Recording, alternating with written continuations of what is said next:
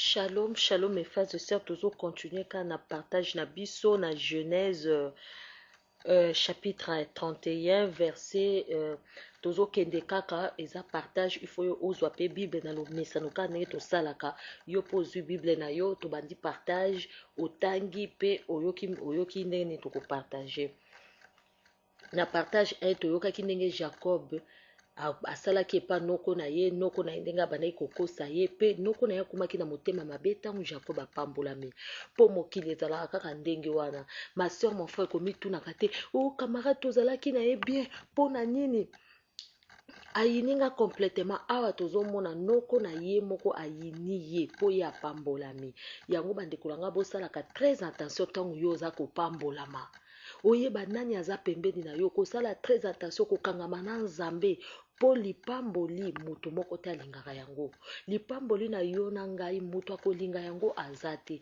yango baseur surtout bosala attention koassocie bacamarade na bamariage na bino koassocie bato kilikili na mariage na bino toboyi te boyede mpe baseur na bino propre na bafrère eza très important mais koyeba koassocie baétranger na kati ya couple papa yo mama il faut faire beaucoup d'attention parce que tozomona makambo mi bainceste komi kosalema makambo ebele mpo na nini lipamboli ntango yo tomoni meme ileki mpe to yaya abomi ndeko na ye na kati ya libala mpo azomona mobali ya yaya to mobali ya leki aza kogate ndeko na ye mingi en tout cas tolobi te biso tozoteya mpona baservitude wana te nga nayebi yango te nga nayebi ndeko ifo soki opambolami ifo osalisa bandeko na yo parceke bible eza koloba awa motu oyo azali korenie meme frère na ye azali plus qu'infidèle moto azali koboya frère na ye to sœur na ye oyo aza kotonga ye oyo aza konyokola libota na ye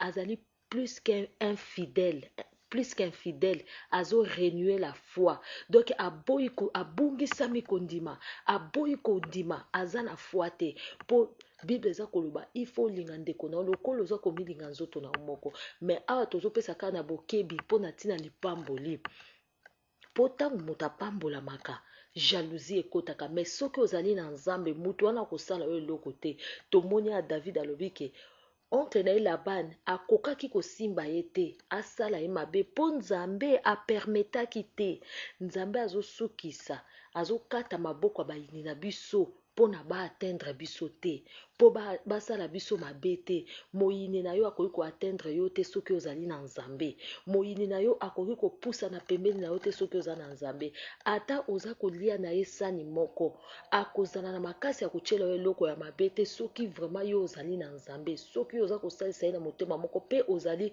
prudent parce que bible ezoloba tozala humble lokola bacolombe mais prudent lokola baserpent na vie na yo ma soeur mon frère il faut kozalaka trop prudent mpe soki ozali na nzambe ozali na prudence makasi mpo okomona bavision okomona barema soki moto aza pembeni na azali moto mabe nzambe abanda kolakisa yo chaque fois et tout le temps soki toke na lobango koverifie likambo yango tokomona ndenge awa Jacob aza koyebisa basi na ye po ete amonaki nzambe moto aza na nzambe ntango nyonso aza barévélation na Genèse 31 verset 13 awa chapitre 31 verset 13 balobi boye je suis le Dieu qui t'est apparu à Bethel là où tu as dressé et consacré une pierre là où tu t'es engagé envers moi par un vœu tozomona awa Jacob asangageaki na nzambe aboyaki mabe oyo autaki kosala frère na ye na verset 13 awa balobi ke Jacob asalaki vœu na nzambe ya kotika mabe ndeko na ngai ifosala vœu na nzambe otika mabe oyo oza kosala eza nango nécessaire te okende kokota bagene prière okende koluka badelivrance moto aza kodelivre wana aza moto lokola yo eza nécessaire te kobenga baprofete na batelefone moto wana aza kobenga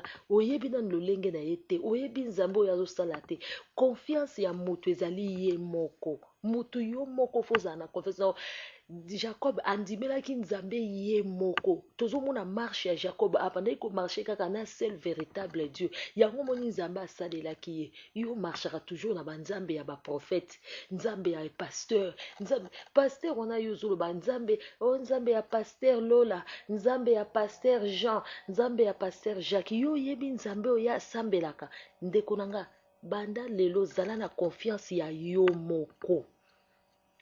Ya yo moko parce que nyonso yo komona eza yo moko. Awa nzambe tomoni na verset 13 abimeli Jacob ndenga bandaki koloba na Jacob naza nzambe na yo oyo yo salaki venanga. Maintenant, mets-toi en route, quitte ce pays et retourne chez toi. Rachel et Léa répondirent à Jacob, nous n'avons plus d'héritage dans la maison de notre père. Awa nzambe tomoni ke soki ozotambola na nzambe abanda kolakisa yo makambo akofungola yo miso na molibo. Tozomona Jacob kutu abatisama te, yo kutu ozwi chance obatisami.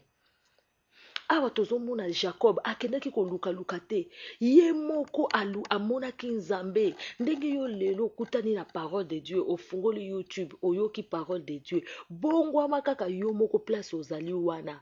Tika oyo ezali mabe, boya penza. Olobi ngai na bane kokena kindumba na boyi yango lelo na kombo na Yesu. Nzambe pesanga libala, ngala kokende kuna te.